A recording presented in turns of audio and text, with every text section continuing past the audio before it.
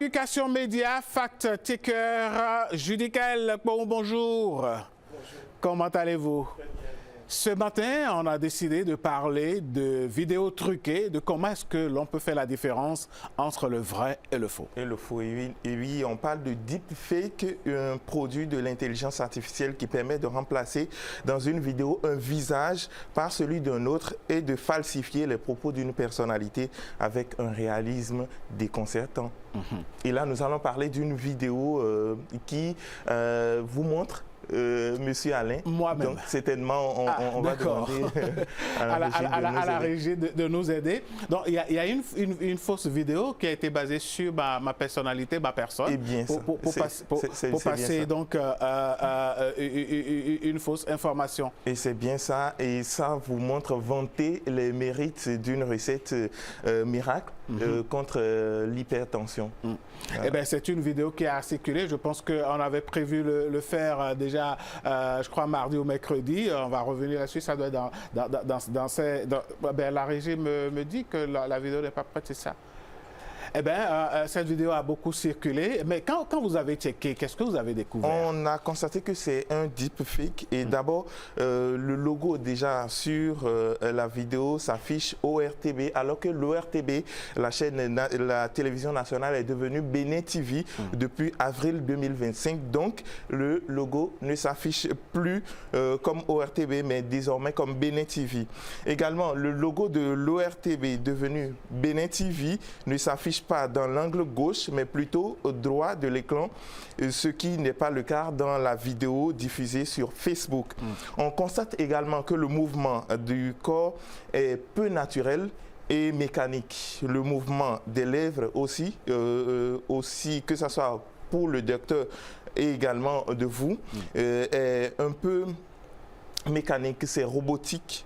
Aussi, on constate toujours que la peau du journaliste, que ce soit aussi du docteur, est un peu sombre et lisse. La voix dans la vidéo que nous voyons à l'écran est synthétique.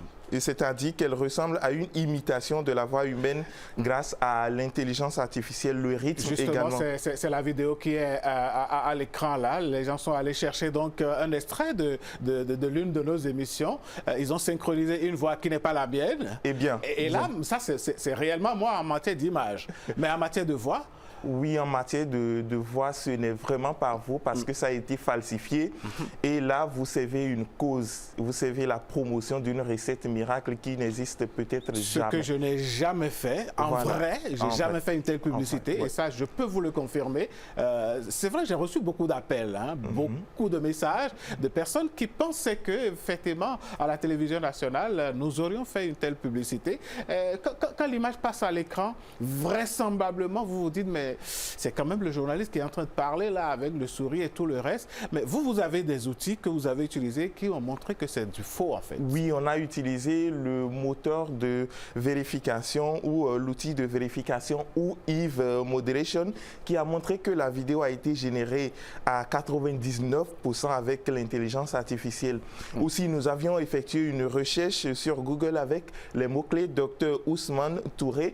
Il existe bien dans la vraie vie, sauf que dans ces vidéos sur les réseaux sociaux, il ne parle jamais en langue française, mais en bambara. C'est un docteur qui est praticien ou qui travaille au centre hospitalier universitaire Gabriel Touré du Mali. Nous sommes entrés en contact avec lui, nous allons y revenir pour son témoignage.